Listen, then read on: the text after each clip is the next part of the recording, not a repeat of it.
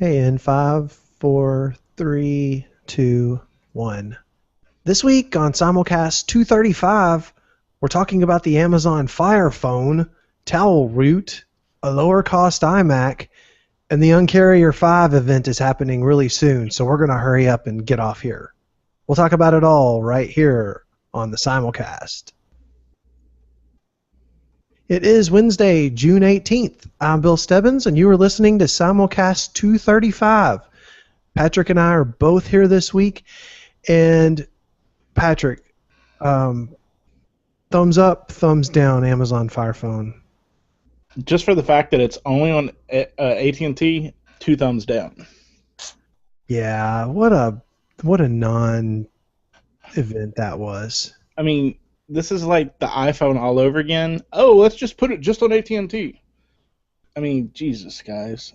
Yeah, if anything, it seems like they would have made a killing put it on T-Mobile, because it seems one of the ones who are going to be big about this, about taking tons of pictures and then watching video and music, are teenagers, and a lot of parents have started to put their kids on T-Mobile plans because they're cheap and they get lots of data for it.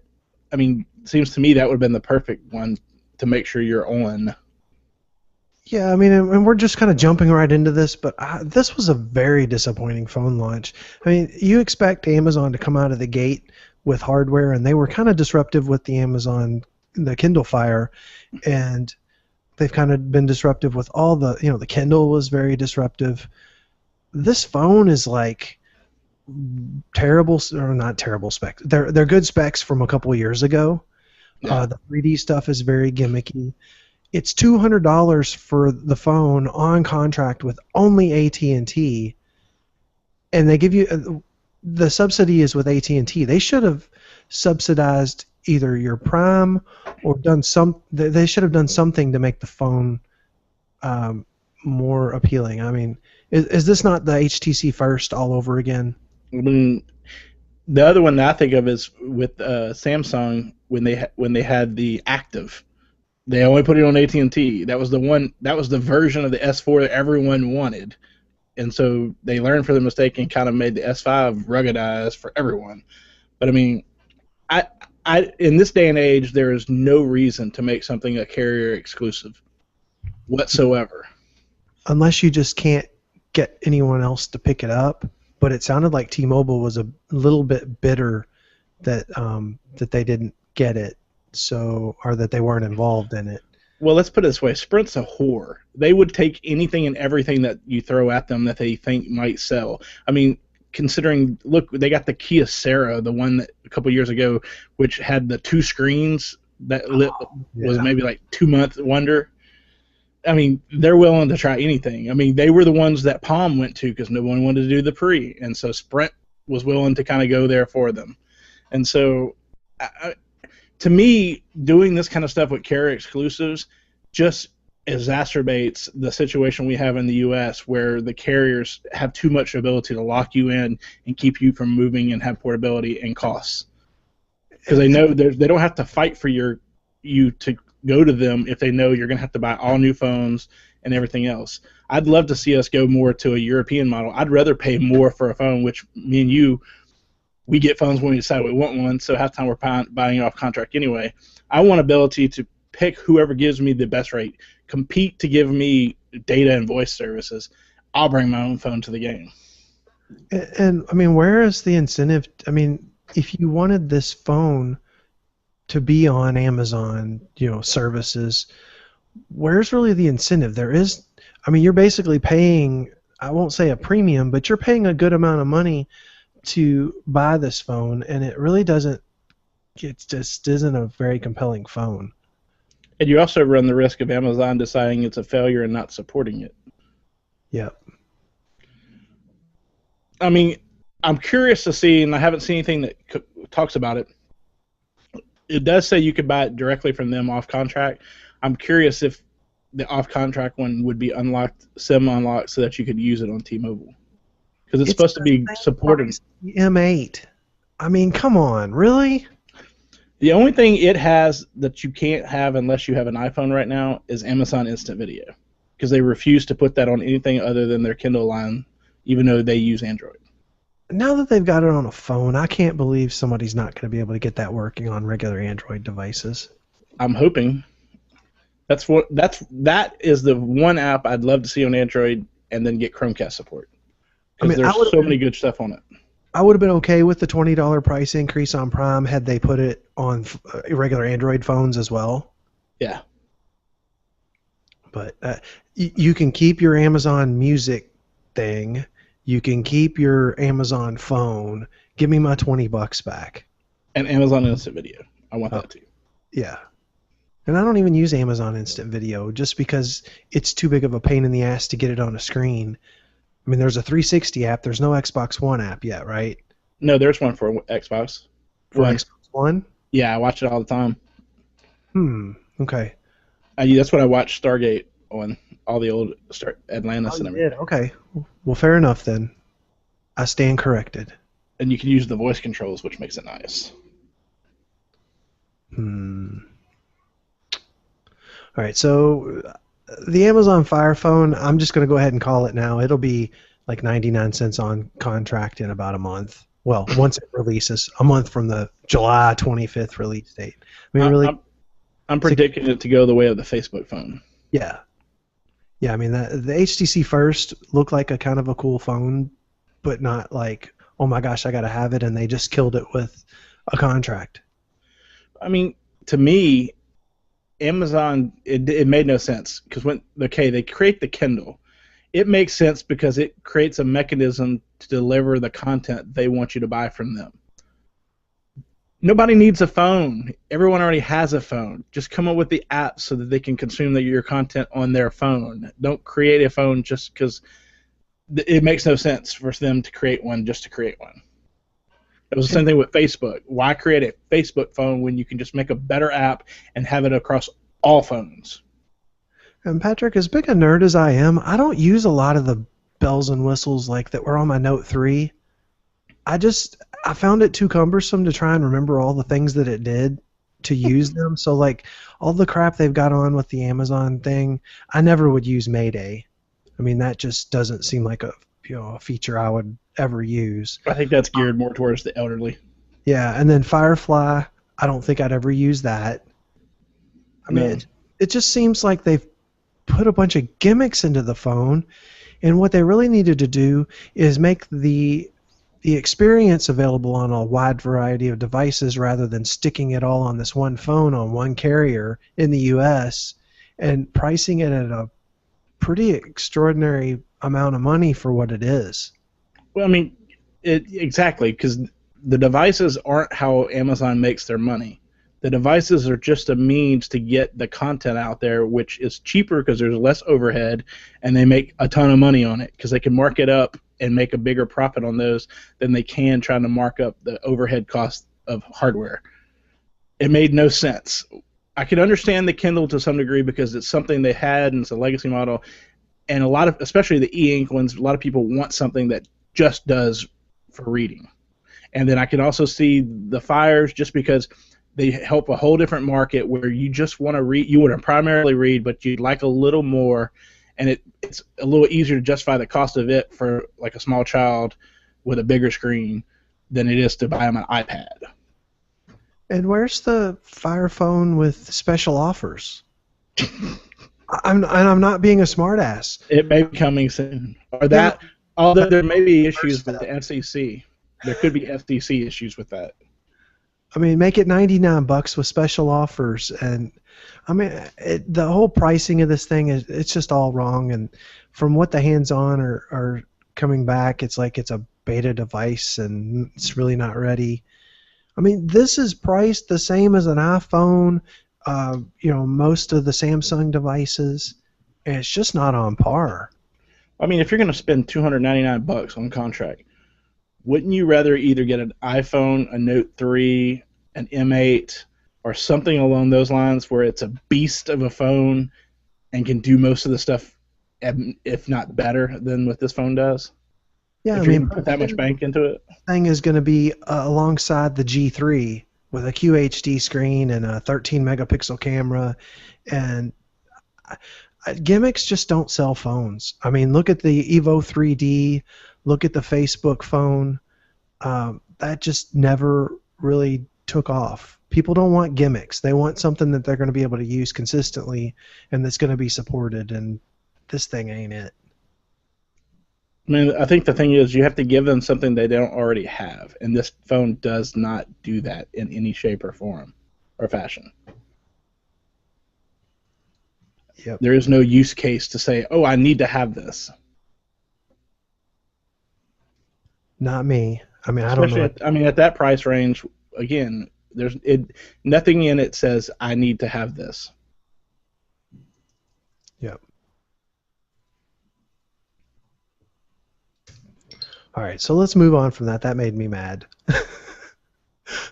Well, iOS 8 Beta 2 came out yesterday, maybe, and Right. some of the early reviews on Twitter say that it feels more like Beta 4 or 5, and that it's fixed a lot of stuff, and they're super happy. It'll never be ready in time. I always crack up when the iOS betas are going on because there's like immediate regret for the first version that comes out. Like, oh, I shouldn't have installed this. Tweetbot's broken. I hope they fix it quick. And then there's like the second one is the hopefulness. Like, oh my gosh, oh they didn't fix it. And then like the third or fourth one where they start to actually fix stuff, and then it's like they get through it, and then it's like I'm never ever ever doing that again. They're going to do it again. I'm not naming any names, but that's what it is. Yeah, I mean, the only time I ever have to worry about something not working is when I decide to go ahead and update my Nexus tablet, because I know invariably one of the movie streaming apps I like to use will be slow. HBO Go. They usually take time to do it. Yep. All right, so the lower cost iMac was announced or unveiled. It's a 21.5-inch iMac for $1099. It's only dual core, 500 gigs. I mean, none of the specs are like wow, but I think you may be seeing, because we've talked in the past that at some point Apple might try to get rid of their mini line. Finding a way to lower the entry point for an iMac would be the way to do it. Yeah, and to be honest, most people don't need anything more than a dual core with 500 gig. I mean, you look at your parents, your grandparents, that's plenty for what they're doing. It'll run Facebook just fine. Kid in high school or even like in grade school, you want to get them a computer that'll last them up until they graduate. You don't want to have to, especially in small bedrooms and stuff like that, you don't want to have a lot of room. Or if you want just an extra TV, extra computer to put like in a den or like a nook for kids to go study after school. Perfect kind of multi-purpose use computer. You can use it for this. You also have the ability to use it as an external monitor, as a second monitor if you have a MacBook or a Mac Air. And so, I mean, it really makes it more of a, you can justify the cost of something like this because it's all in one device. Yeah. And so that seems to be the way to go. Lower cost device, does what you need it to do, no extra bells and whistles. I'm not going to kid. If this thing would be VESA mountable, I would sit there and pop this sucker like in a kitchen or something, mount that bitch up there, because you have Bluetooth keyboard and like a touchpad. Use it kind of out of the way to do for like accessing recipes and all that stuff while you're cooking, or sometimes like look up a tutorial how to do some like part of a recipe or something. It'd be a great way to kind of have it there. Plus, you could stream TV and watch all your streaming apps and stuff through it too. Yeah, and now that we've got stuff like Chromecast, that always connected TV stuff in the kitchen seems a lot more of a reality. Yeah. So, anyone remember geohot? He was a hacker who rooted the first or jailbroke the first iPhone. And he's kind of been around. He was a young kid when he did that, and he went to work for what, Facebook. I think was I it think Facebook I or think was it it? I think it was Facebook. It wasn't Apple. I think it was Facebook. But then he quit. Um, but then he kind of disappeared. Now he has come out with an exploit for a lot of Android phones called Towelroot. I don't know what that means, but he actually was able to root the Galaxy Note 3, the Galaxy S5, and a bunch of other phones with an app that runs on your phone. So if you've got one of those, depending on the carrier you're on, you can get root. And it was Facebook. That's where he worked. Gotcha. Thank you, Wikipedia. Boom. geohot. So I don't have a device that requires an exploit to root. None of my my Nexuses, my Nexi. Nexi. So speaking of which, my Nexus 7 still doesn't have the update. You know why? You figured this out? Let me show you right here. I don't know if you can see that, but it says Verizon Wireless. I have the LTE version, Mm-hmm. and that's why. Oh, it's Verizon? Because it's an LTE one that works on Verizon. And remember the big mess that happened with when it came out and Verizon wouldn't support it? Mm-hmm. Yeah, I'm sure that's the holdup. Jerks. Here's the question. Can you pop your T-Mobile SIM card into it and see if it'll let you do the update? There is no factory image for it yet. I guess they're trying to wait for Verizon to approve it. Yeah. See, the last one was two different. They had two different versions, and now they just don't have a factory image out there for it at all. See, this kind of stuff depresses me because the whole purpose of moving to everybody having SIM cards is supposed to take away the ability for these carriers to be dicks like this. Right. Is that you just pop a SIM in and they can't do anything about it. And ideally, that would be the case with the Nexus line as well. But unfortunately, something has gone on, and that's not happening. Especially with this one, considering it only uses data. There is no CDMA for them to have any way to dig their claws in. Right. It makes no sense. It is very disappointing. To the point that I cry myself to sleep every single night over it. No, but I really would like to have the update. I mean, it's not critical, but, I bought a Nexus device to be updated. They actually, I posted something last week about it, kind of a cynical tweet, just being a smartass, and they actually, the Nexus account replied to me and said they were still in the process of, rolling that out or putting that together or whatever. So I'm like, oh, okay, well, I was actually joking, but thanks. Should have tweeted out, I thought I bought a Nexus 7 LTE, not a Galaxy Nexus. Right. Speaking of Nexus, LG is saying that they are not making the next Nexus phone, which kind of saddens me. Yes and no. Yes, it saddens me because I think they've done a really good job. Because that's one thing. LG sucks historically about supporting updates on their phones, but they make really nice hardware. So that was a great combo for them to make the Nexus phones. But it'd be nice to see someone else get a shot at it. I wouldn't mind seeing another HTC one. The one was really nice. Motorola. That would be nice too. Yeah. Although that would be an interesting one at this point, given the recent history with those. I would figure HTC might have a shot at it because there's been talk about them making another tablet, the next Nexus tablet. So. Yep.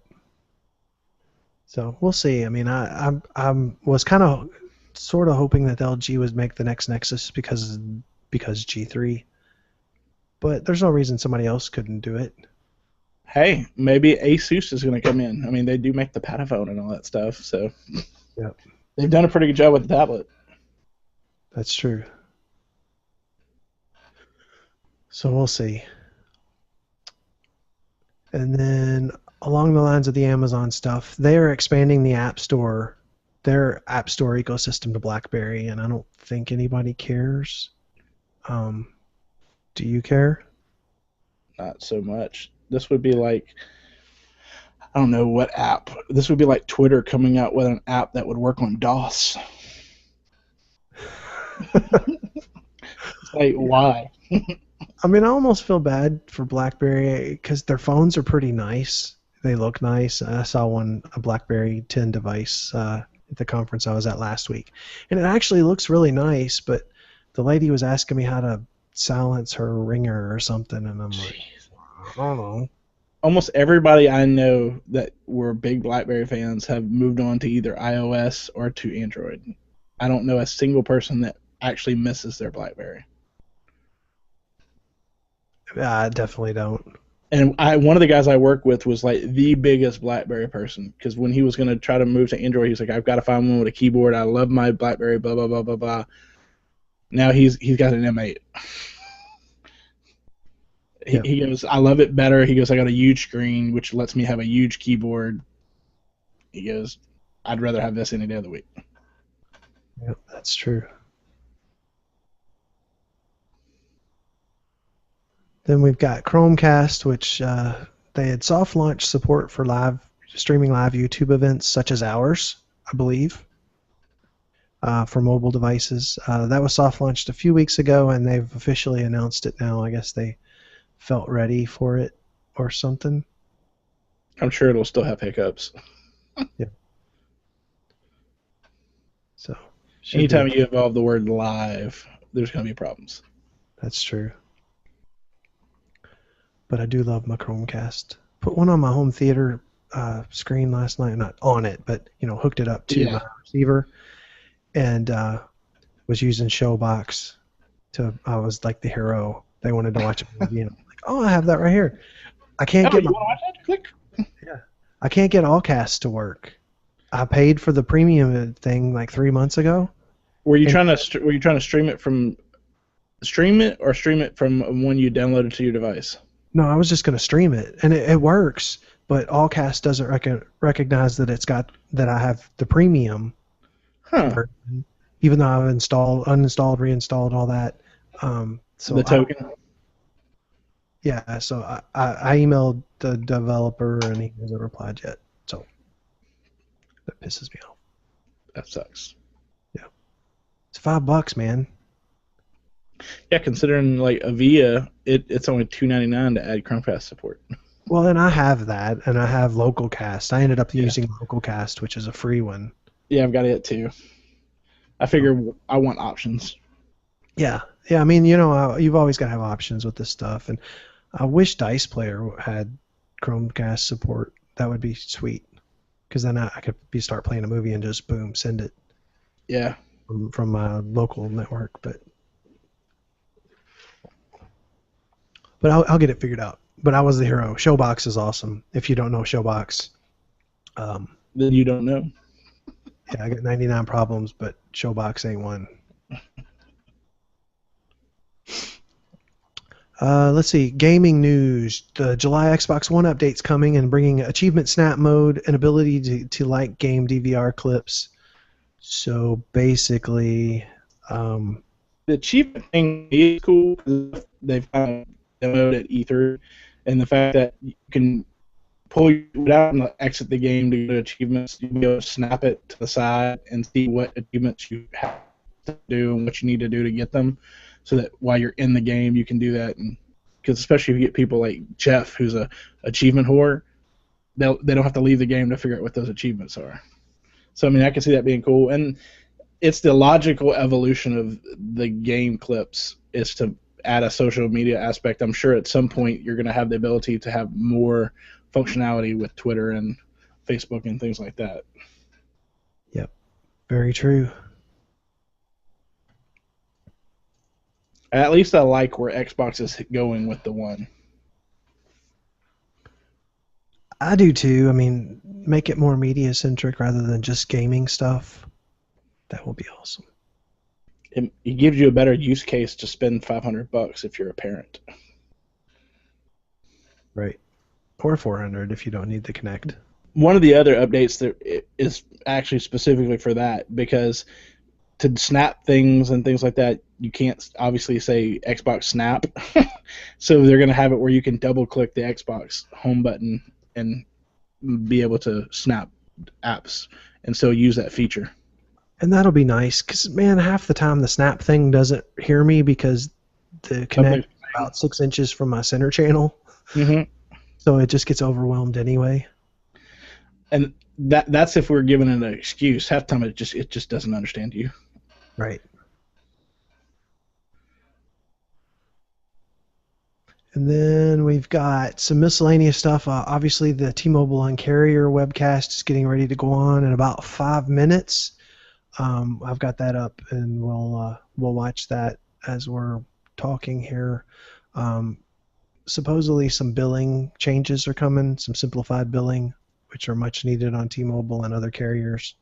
Because if you choose a $70 postpaid plan, your bill is actually more because they add a bunch of fees on. Whereas if you chose a prepaid plan, like the $30 prepaid plan, your bill is $30. And Yep. so they need to simplify that. This one made me happy, and I don't know about you, Patrick, but Twitter is supporting animated GIFs. I like it, and I like the way they implemented it. Yes. Me too.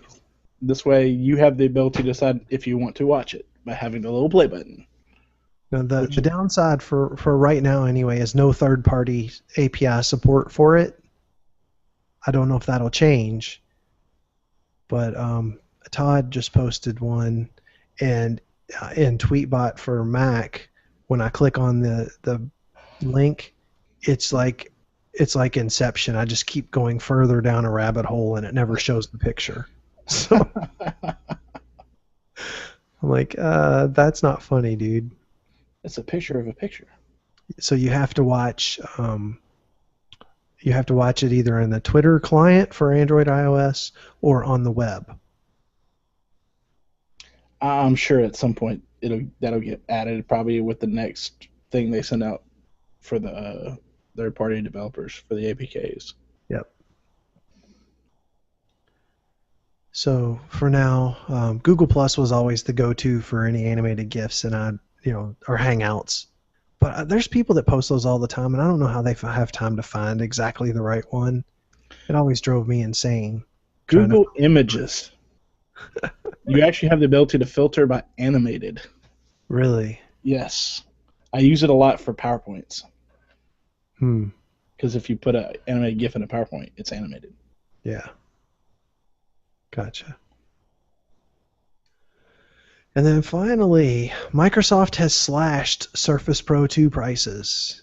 A couple $100, right? For the full one, it's $200 less. I think the low end one is only $100, but I mean that's still a discount. Although it's kind of expected since we're starting to already hear about the Pro 3. Yep, that's true. But I mean, it makes it a little more tempting if you were kind of on the fence to buy one or not. But I'm not. Yup. I could see this maybe being a big deal for like if a company was kind of right at the fence about using this. I could see where this would be an interesting one to replace like laptops. I'm sure they can probably actually get probably a volume discount from Microsoft buying several of them. But this is kind of the future, I think, of where businesses are going to go that don't do BYOD. And so it makes more sense. It's more portable. And with things like this, you basically have a laptop that's more portable that doesn't have all the negative aspects of a laptop. It would make, especially if they travel a lot, because then it's easier to carry on and everything. Yeah, it does seem like a compelling device. Oh, hey, I just got a notification that I bought one of those Moto Streams the other day. You know, the $50 audio streamer thing that Motorola has? Mm-hmm. It was on sale for half price. And it just shipped, and I will have it Monday. Nice. So I'll let you guys know how it is. I need it for my Zone 2, for my receiver. Yeah, you were saying that the other day. It wasn't with the Chromecast. Oh, that's right. Yeah. So they had that thing on sale, and I was like, $25. Done. Yeah. Done. Nothing else that'll look pretty. At least you can say you had one. That's right. It'd be Kind like of like the Moto Active. So if you want to follow us, get on Google+. We are google.com/plus the Simulcast. We are on Twitter at the Simulcast. And you can email us podcast@thesimulcast.com or leave us your drunk voicemails at 203-903-CAST. Well, as much news as went on this week, it wasn't a whole lot to talk about. But that's okay, because Uncarrier is coming up soon. We'll get to hear John Ledger screaming and yelling about Ralph De La Vega. So, Casting Couch this week. A couple shows that I've been watching. 24, Live Another Day. And if you're not watching 24, no spoiler alerts, but the end of the last episode just had me like, wow, can't believe that really happened.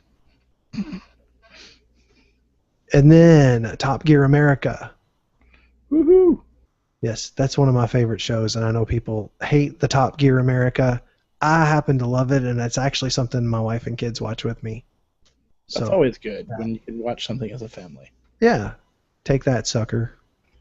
Yeah, speaking of things you can't watch as a family. And then there's Patrick. Single dude. Game of Thrones, actually, the season finale was awesome. Although as a book reader, there's some things I wish they would have went to in that show, but then I realized it's only 66 minutes. They can only do so much. And, of course, now I have the depressing realization that it's 9 months before there's any more episodes. So, and apparently George R.R. Martin is slow in getting his next book out. Surprise, surprise. So I'm stuck trying to figure out something to watch, and I may go back and watch some of the early seasons of this just to kind of, because I'd watched the first 2 seasons before I went and read the books, so this will be a good chance to kind of maybe go back and kind of catch the little nuances that the show has, because they've kind of revealed some things that the book kind of hints at. And then I've started trying to watch Orange is the New Black. I figured you had spoke highly of it and several other people, so I figured give it a shot. And just so you know, later on, I think in season 2, Piper gets naked. You see her boobs. Totally. So it's worth the wait. It's worth the wait. Just saying. Sorry, was that a spoiler? Oh, crap, I did. Sorry, my bad. But see, that's the kind of spoilers you want, because then you know to stick through it. I just want you to, just stick through it. It's worth the wait. Yeah. Yeah, I'm a couple episodes into season 2. And as soon as I get some free time to finish watching, I will. But yeah, it's enjoyable. I mean, it comes with your Netflix subscription, so might as well watch it. Yeah. If you're like me, your kids are giving you crap for watching it. I'm like, how do you even know what that is? I saw it in your queue. Oh God. Yeah, I think my family uses my Netflix account way more than I do. Yeah, it's crazy. All right, so picks of the week. Well, this week I've already kind of spoiled mine. Not spoiled it, but Showbox. It is an app that is somewhat questionable legally, but it's an Android app that lets you view movies and TV shows that are available for streaming. And I think the real hook here is that you can stream those and then share them to a Chromecast.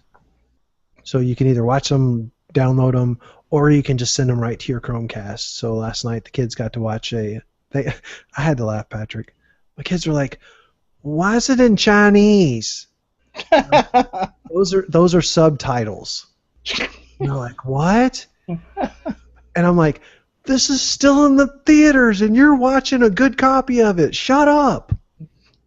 I mean, that's kind of like the whole thing, because Captain America is on it.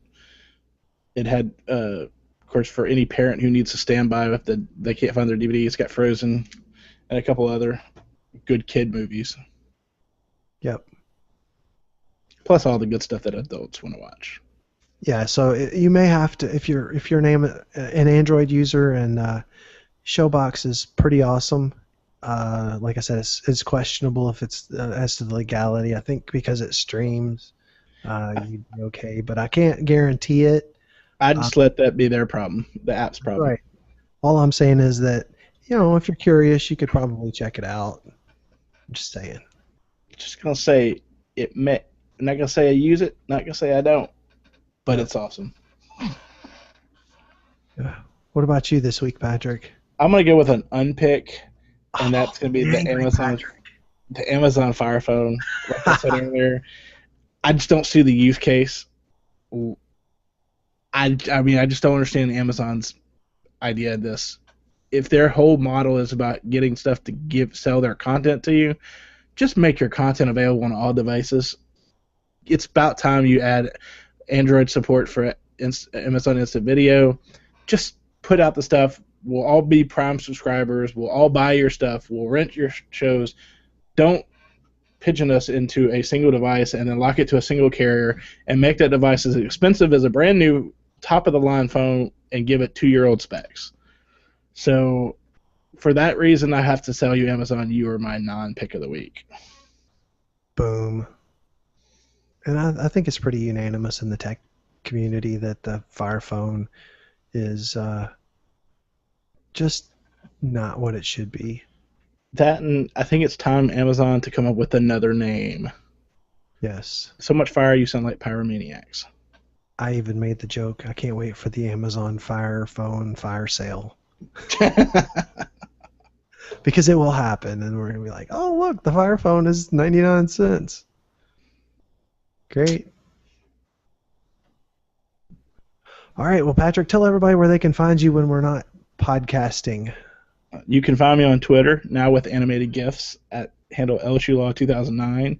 You can find me on Google Plus, just look for Patrick Pergadamo, or you can go to plus.technicallylegal.net, or you can email me at patrick@thesimulcast.com.